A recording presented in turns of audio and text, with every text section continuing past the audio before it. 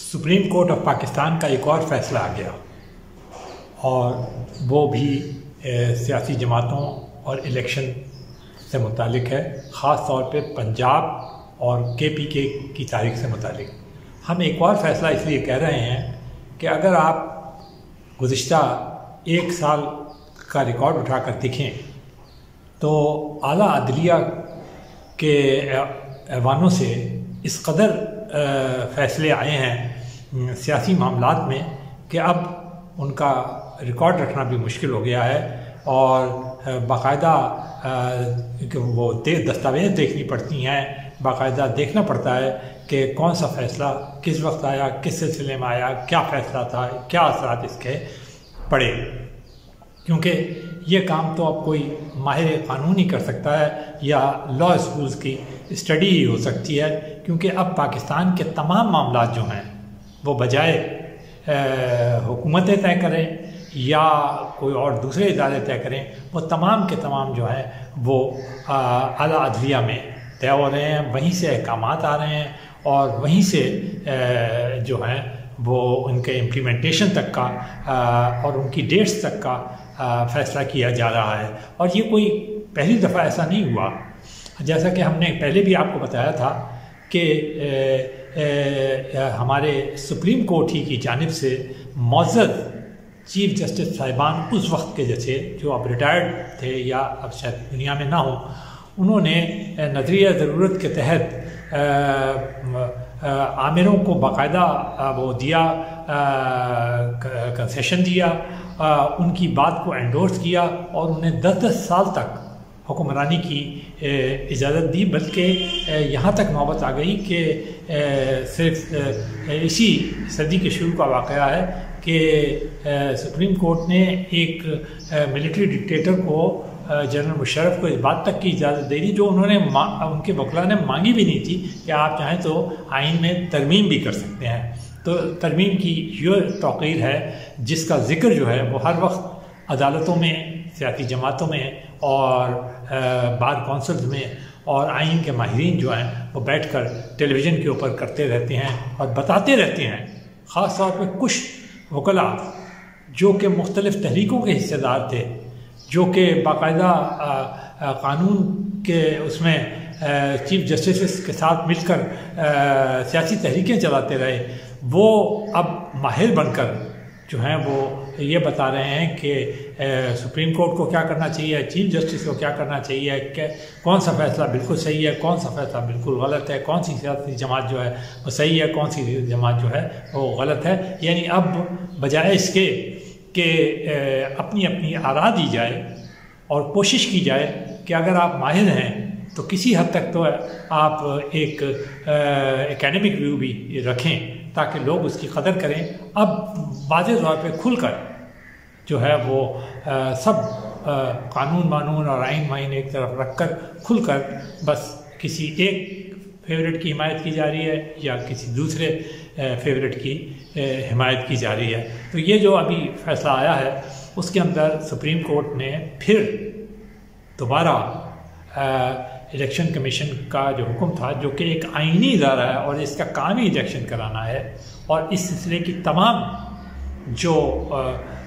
وہ ہے پروسیجرز ان کو طے کرنا ہے، چاہے وہ اس میں صدر صاحب شامل ہوں، چاہے اس کے اندر حکومت شامل ہو، چاہے اس کے اندر سیاسی جماعتیں شامل ہوں، اس کو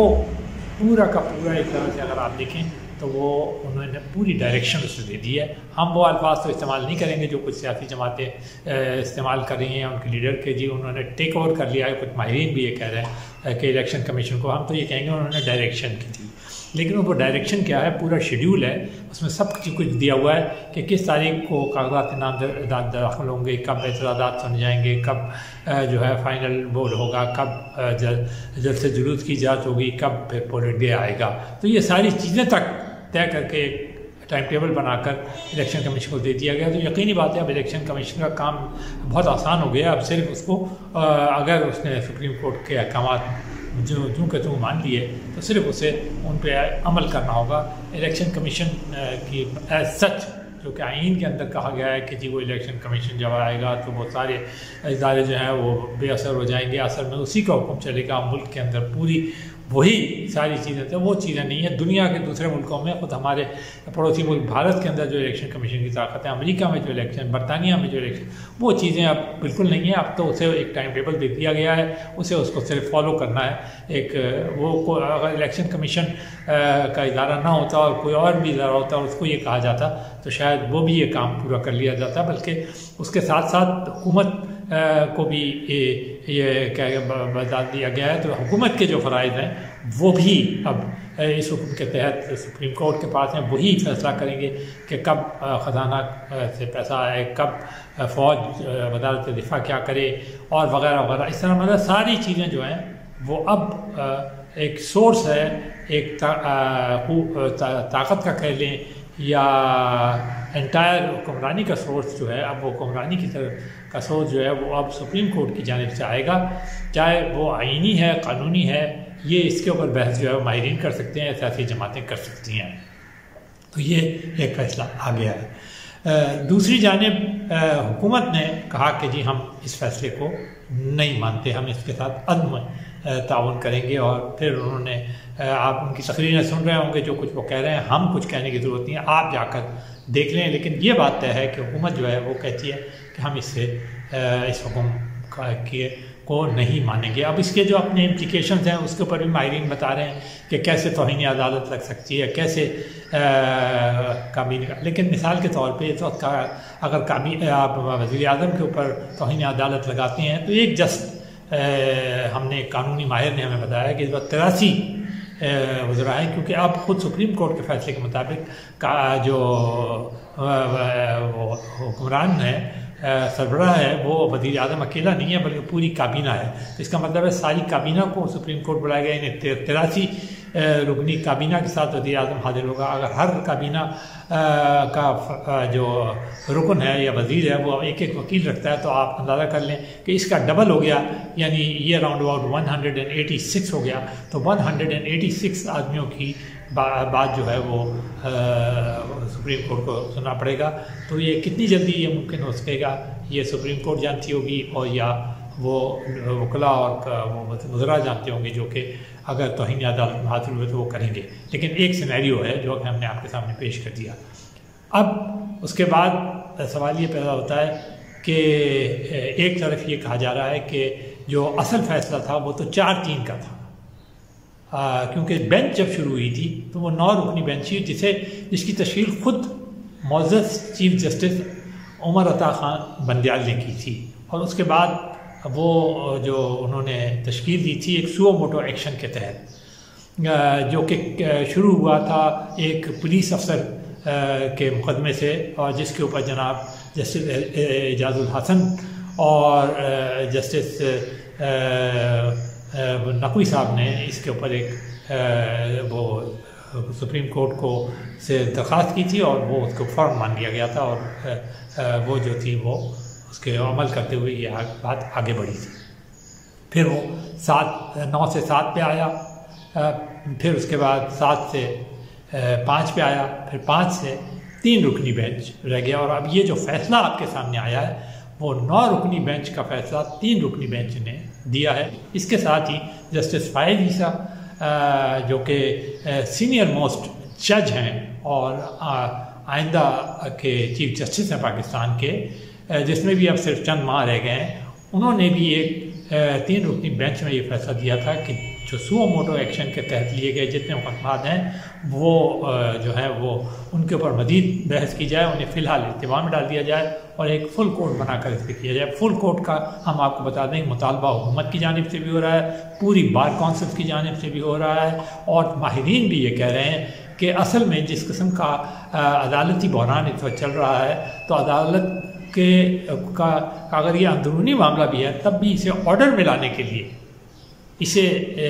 ایسا بنانا کہ ساری قوم کا اعتبار اس کے اوپر ہو، اس کے لیے ضروری ہے کہ ایک فل کورٹ بنایا جائے جس میں تمام معزز جج صاحبان شامل ہوں، including chief justice Umar Ata Khan Bandial, اور پھر کوئی فیصلہ ہے جسے ساری قوم جس کے آگے سر تسلیم خم کر دے اور کوئی اسے اختلاف نہ کر سکے. لیکن یہ چیف جسٹس صاحب نے اسے بار بار رد کیا. ہر طرف سے آیا، اٹارنی جنرل، ماہرین، بار کونسل کی طرف سے، لیکن انہوں نے اسے مناسب نہیں سمجھا اور بار بار اسے مسترد کر دیا۔ تو اب صورتحال یہ بنی ہے۔ اب ایک طرف حکومت کھڑی ہے، خود سپریم کورٹ کے اندر ہم یہ تو نہیں کہیں گے کہ دھڑے بندیاں ہیں، لیکن سپریم کورٹ میں شدید اختلاف ہے۔ وہ کہتے ہیں سو موٹو ایکشن کے تحت یہ ہونا ہی نہیں چاہیے تھا، ہائی کورٹس کے اندر یہ جاری تھے اس کے اوپر مقدمات، تو پہلے ان کو سن لیتے، پھر اپیل کا حق دیتے اور پھر اس کے بعد سپریم کورٹ کوئی فیصلہ کرتا، اور وہ بھی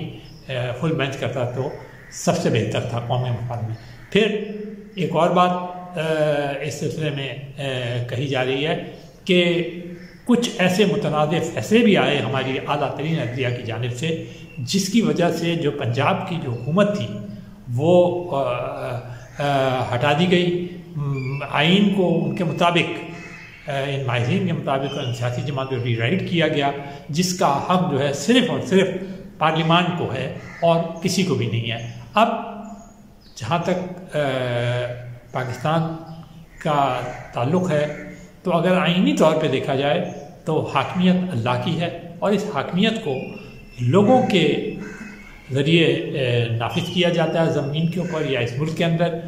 اور اس کا طریقہ کار یہ ہے کہ وہ اپنے نمائندے منتخب کر کے پارلیمنٹ کو بھیجتے ہیں، اور یہ پارلیمنٹ چونکہ سارے 22 کروڑ عوام کی ریپرزنٹیٹیو ہے تو یہ سب سے سپریم ہے۔ تمام ادارے، چاہے وہ اعلیٰ ترین عدلیہ ہوں یا چاہے وہ الیکشن کمیشن ہو یا کوئی اور کابینہ یا وزیر اعظم ہو، تمام ادارے جو ہیں اس پارلیمنٹ کے نیچے آتے ہیں۔ اس کی برتری جو ہے وہ مسلمہ ہے اور کوئی اس کو چیلنج نہیں کر سکتا۔ تشریح کر سکتا ہے ویریس آرٹیکلز کی، لیکن پارلیمان کو چیلنج نہیں کیا جا سکتا۔ قانون بنانے کا حق جو ہے وہ آئین ساز اسمبلی بھی ہے اور قانون ساز اسمبلی بھی ہے، یعنی وہ آئین بناتی بھی ہے، اس میں ترمیم بھی کرتی ہے اور یہ بھی دیکھتی ہے کہ وہ یہ آئین کس طرح یہ جو ہے ترمیمیں جو ہیں وہ ہوتی۔ اب ایک اور بات،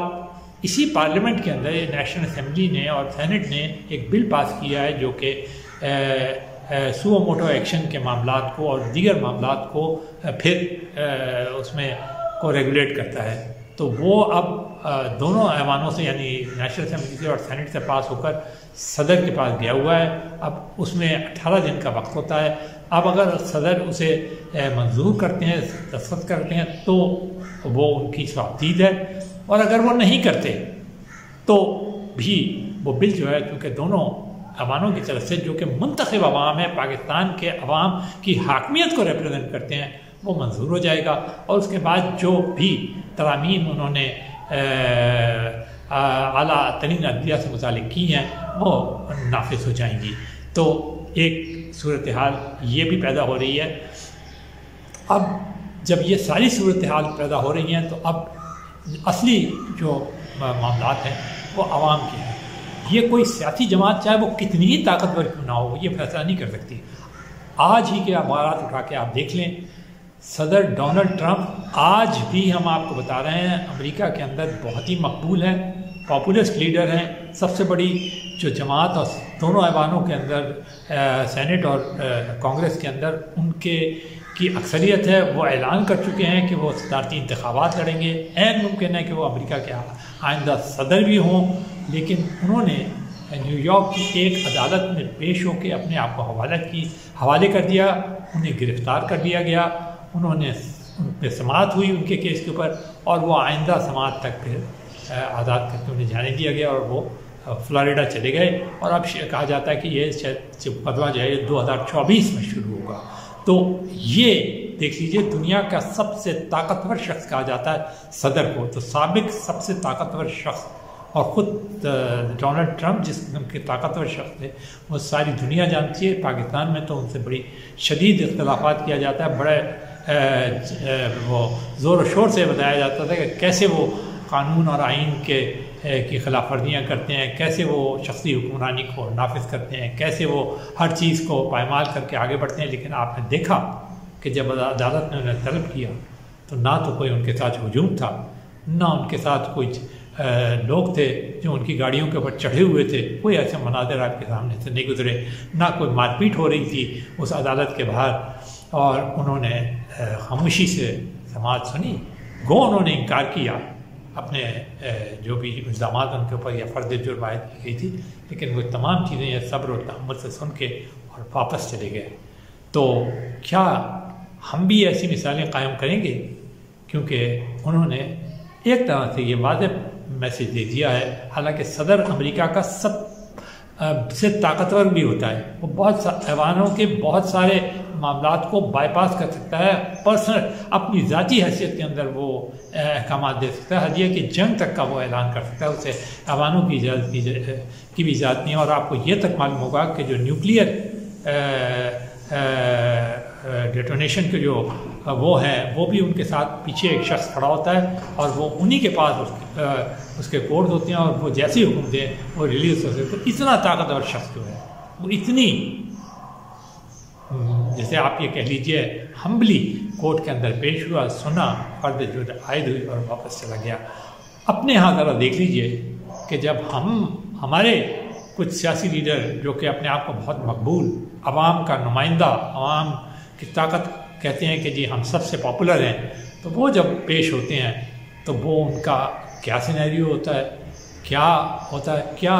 ڈونلڈ ٹرمپ کو یہ نہیں کہہ سکتے تھے کہ مجھے بھی سیکیورٹی کے معاملات درپیش ہیں، مجھے بھی 2-4 ہزار سیکیورٹی کے آدمی جائیں، کیونکہ مجھے بھی خطرہ ہے، میری جان کو بھی خطرہ ہے میرے اختلافات سے۔ لیکن انہوں نے ایسا کچھ بھی نہیں کیا، گئے اکیلے، 4 یا 8 گاڑیوں ان کے ساتھ تھیں، اور جا کے پیش ہو گئے، فرد جبل معاوت کروا دی، الزامات سنے، انکاری ہوئے اور واپس چلے گئے۔ تو کیا جب ہم جمہوریت کرتے ہیں، سیاسی جماعتیں کرتے ہیں، مقبولیت کا نعرہ لگاتے ہیں، لوگوں کو درس اور فرمودات دیتے ہیں جمہوریت کے متعلق، اور بتاتے ہیں کہ عوام کی حاکمیت کیا چیز ہے، تو کیا ہمارے لیڈر اس کو فالو کرتے ہیں یا نہیں کرتے؟ کیا ہم عوام، پاکستان کے عوام نے بھی یہی معیار رکھا ہوا ہے اپنے لیڈروں کا؟